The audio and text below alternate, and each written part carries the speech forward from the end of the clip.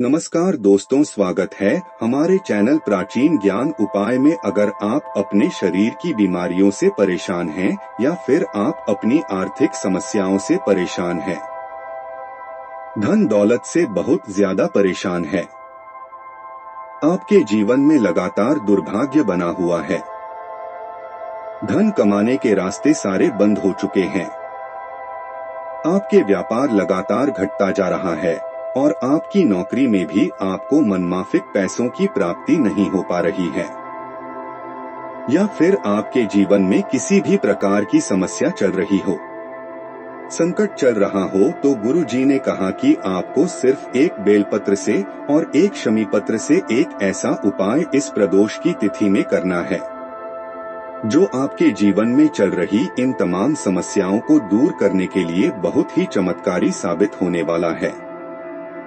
तो चलिए जानते हैं उस उपाय के बारे में, लेकिन उससे पहले एक प्रार्थना। अगर आप चैनल पर नए हैं तो कृपया चैनल को सब्सक्राइब अवश्य कर लें। देखिए, गुरु जी ने कहा कि महादेव को प्रदोष की तिथि बहुत ही प्रिय होती है और इस सावन और अधिक मास में पड़ने वाला ये प्रदोष महादेव को प्रसन्न करने के लिए बहुत ही अच्छा साबित होगा। देखिए, इस प्रदोष के लिए गुरुजी ने कहा कि आपको सिर्फ 3 पुष्प शिवलिंग के ऊपर समर्पित करने हैं और ये आपके जीवन की सारी समस्याओं को समाप्त कर देंगे। देखिए, इस वीडियो में हम पूज्य गुरुजी द्वारा बताए गए 2 विशेष उपायों के बारे में बात करेंगे। इनमें से जो भी उपाय आपके लिए सरल हो और आप कर सकते हो, उस उपाय को आप कर ले। गुरुजी द्वारा बताए गए पहले खास उपाय के बारे में देखिए। ये उपाय भी आपके जीवन में धन धान्य की वृद्धि करेगा और आपकी मनोकामनाओं को परिपूर्ण करेगा। इस उपाय के लिए आपको सिर्फ और सिर्फ 3 बेलपत्र की जरूरत होगी, लेकिन फिर से वही बात, बेलपत्र कहीं से भी टूटी हुई नहीं होनी चाहिए, खंडित नहीं होनी चाहिए। अगर आपके पास बेलपत्र नहीं है तो आप शिवलिंग के ऊपर चढ़ी हुई बेलपत्र को उठाकर जल से शुद्ध करके फिर उसका इस्तेमाल भी कर सकते हैं। देखिए, 3 बेलपत्र ये लेकर आपको पहुंच जाना है शिवालय। ये उपाय भी आप प्रदोष की तिथि में सुबह से लेकर शाम तक किसी भी समय कर सकते हैं। देखिए, अगर आप 1 लोटा जल चढ़ाते हैं या दूध समर्पित करते हैं या शमी पत्या, कनेर का पुष्प या आकड़े का पुष्प तक कोई भी सामग्री आप शिवलिंग में समर्पित करते हैं, तो वो सारी सामग्री आपको सबसे पहले समर्पित कर लेनी है। उसके बाद ही ये उपाय करना है। अगर आप कुछ नहीं करते हैं तो फिर आप सिर्फ ये 3 बेलपत्र लेकर शिवालय पहुंच जाएंगे। शिवालय पहुंचकर सबसे पहले आप 1 बेलपत्र माता अशोक सुंदरी वाले स्थान पर समर्पित कर देंगे, लेकिन ध्यान रखेंगे कि बेलपत्र की डंडी का हिस्सा शिवलिंग की तरफ रहेगा। ठीक ऐसे ही आपको बेलपत्र माता अशोक सुंदरी वाले स्थान पर समर्पित कर देनी है और श्री शिवाय नमस्तुभ्यम मंत्र का स्मरण कर लेना है।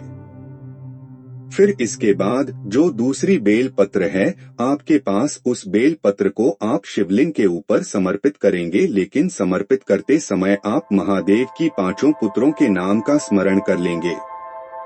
देखिए, महादेव की 5 पुत्रों का नाम है जया, विषहर, आशामली, बारी देव और दाऊद अली।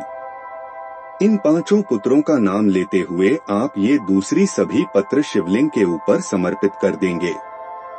बेलपत्र की चिकनी साइड का हिस्सा शिवलिंग में टच करेगा और बेलपत्र की डंडे का हिस्सा जलाधारी की तरफ रहेगा।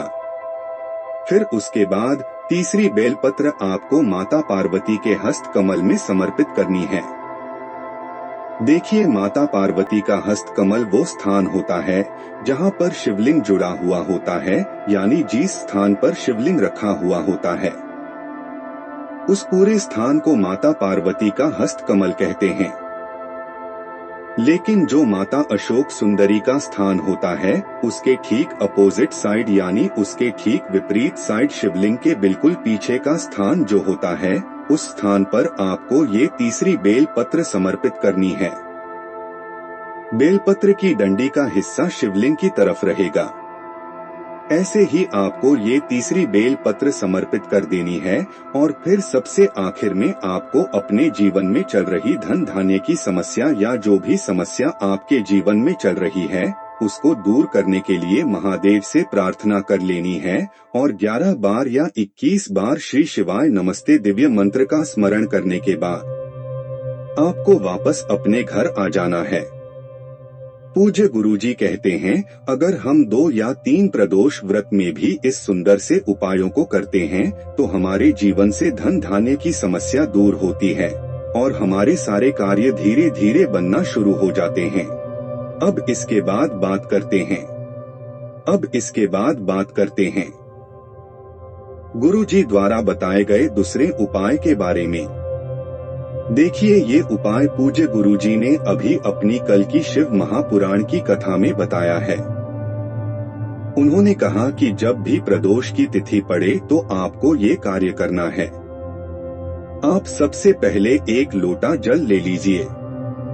जल आप तांबे के पात्र में ले लीजिए और अपने किचन से ले लीजिए। इसी के साथ आपको 3 सामग्री और लेनी है।